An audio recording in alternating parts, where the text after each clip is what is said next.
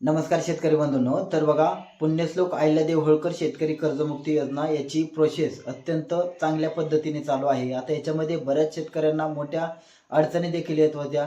आता एक महत्त्वाची अडचण म्हणजे की बऱ्याच शेतकऱ्यांची जी काही रक्कम आहे ती तुमची गाव स्तरावर जी काही यादी लावलेली होती ती रक्कम आणि या ठिकाणी तुमची जी काही पोर्टलला दिसणारी रक्कम, तर याच्यामध्ये मोठी तफावत असल्याचं देखील दिसत होतं. आणि मध्येच त्याच्यामध्ये हेअरकट एवढा आला, हेअरकट अशा पद्धतीचा. तर हा हेअरकट जो शब्द आहे तो मोठ्या प्रमाणामध्ये शेतकऱ्यांना एक प्रकारे गोंधळाची स्थिती निर्माण करणार आहे. आता हेअरकट आणि कर्जमाफीचा याच्यामध्ये शेतकऱ्यांनी गोंधळून जाऊ नका. कारण कृषी मंत्री माननीय दत्तात्रय भरणे साहेब यांनी या संदर्भात अतिशय महत्त्वाच्या अशा सूचना बँकेला देखील दिलेल्या आहेत. तर हा जो हेअरकट आहे, आता याच्यामध्ये ज्या शेतकऱ्यांचं 2 लाखाच्या आतमध्ये कर्ज आहे तर अशा शेतकऱ्यांना कोणतीही काळजी करण्याचं कारण नाही.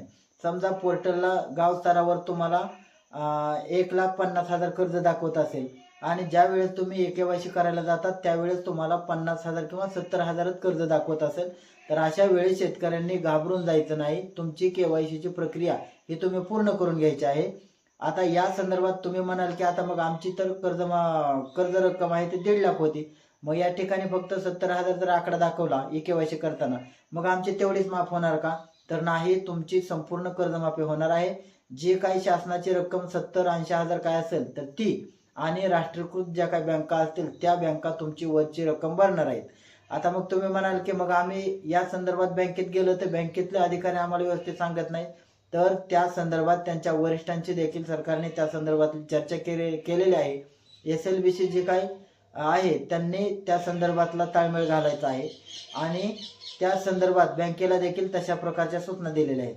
मग या संदर्भात जरी अजून जर तुम्हाला बँकेने व्यवस्थित वरिष्ठांनी जरी उत्तर नाही दिलं तर त्या संदर्भातली जिल्हा तक्रार निवारण समिती आहे, तर त्या समितीकडे तुम्ही तक्रार करायची आहे. ताबडतोब त्या संदर्भातला आदेश बँकेला हे दिलं जाणार आहे.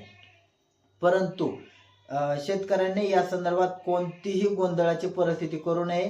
यावरून त्यांनी असं देखील सांगितले की या हेअरकटची चर्चा देखील तुम्ही करू नका, कारण तो फक्त बँकेचा आणि राष्ट्रीयकृत बँकेचा आणि शासनाचा या संदर्भातला हा निर्णय आहे. राष्ट्रीयकृत बँका जर तुमची कर्ज रक्कम ग्रामस्तरावरती म्हणजे गाव स्तरावरती 1 ते 1.5 लाख दाखवत असेल आणि ज्या वेळेस तुम्ही KYC करायला गेलात त्यावेळेस जर समजा 70,000 दाखवत असेल तर वरची जी रक्कम आहे ती तुमची राष्ट्रीयकृत बँक हे भरणार आहे. आणि त्यांनी जर टाळाटाळ केली तर तुम्ही जिल्हा निवारण समितीकडे जाऊ शकता आणि तशा पद्धतीच्या सूचना देखील कडक अशा बँकांना देखील दिलेल्या असतात. परंतु जर मुद्दामून शेतकऱ्यांच्या अशा प्रकारे बँक जर अशी अवहेलना करत असेल तर तशी देखील तक्रार तुम्ही जिल्हा निवारण समितीकडे करू शकता. त्याच्यामुळे शेतकऱ्यांनी जो काही हेअरकट हा शब्द आता जो काही कर्जमाफी संदर्भात वापरला जात आहे त्याचा आणि शेतकऱ्यांनी त्याचा कुठलाही संबंध हा लावून घ्यायचा नाही. त्याच्यामुळे हेअरकट आणि जे काही राष्ट्रीयकृत बँका असतील किंवा शासन असेल ते त्यांचं बघून घेईल. शेतकऱ्यांनी जरी कमी रक्कम दाखवली तरी ते आपली कमी रकमेची KYC हे तुम्ही करून घ्यायची आहे. बाकी तुमची संपूर्ण कर्जमाफी हे तुमची होणार आहे. कारण 2 लाखाच्या आतली जर तुमची रक्कम असेल तर तुमची संपूर्ण कर्जमाफी ही 2 लाखाच्या आतली होणार आहे.